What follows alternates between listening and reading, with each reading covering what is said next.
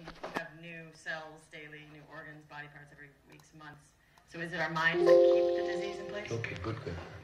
So if we remember that our body is an activity, in fact, there's only activity in the universe. Nothing stands still, except maybe in a museum. But even museums go away after a while, you know. There were great museums that don't exist anymore. But unless you're a mummified body, as long as you're part of a living universe, then everything is activity.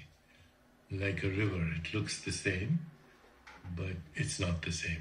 You know, Heraclitus, the Greek philosopher, said, no man can step into the same river twice because it's a new man and it's a new river. Like that. You cannot step into the same body twice, the real you, because in every moment, because you're eating, breathing, digesting, metabolizing, experience the world, breathing, inhaling, exhaling, thinking, your body is in activity, constantly going on. So you would never have the same body that you had a little while ago. The last time I came to Hawaii, I brought the same suitcase, but not the same body. That was a different body. Recycled. My suitcase has a longer shelf life. So at that, depending on which level you want to look at, your body is going on and off, which means it's being born, it's dying. Depending on what scale you want to look at it. At the scale of subatomic particles, it's bouncing on and off at the speed of light. So I look here, that's a different you. Okay. At the level of molecules and atoms, it's longer. So your stomach cells recycle every 5 days. You have new stomach cells every 5 days. You have a new skin once a month. The old one's dead, unless you have crocodile skin, in which case it takes longer to recycle. But you know, the rate of recycling, that's different in different parts of the body. Your skeleton is new every 3 months. Even DNA, which holds memories of millions of years of evolutionary time, the actual raw material of the DNA, which is carbon, hydrogen, oxygen, which came from a star, some galaxy. That stuff recycles every 6 weeks. In about 1 year, you've recycled 98% of your body. So you say, well, why does this look the same as last year's model?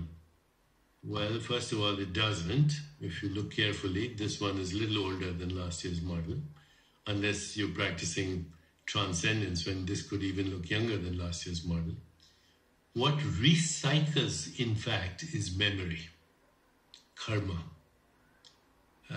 or we might say conditioning, because that's what karma is. It's the conditioned mind. So it recycles. The stomach cells are new every 5 days, but they remember how to make hydrochloric acid. Okay?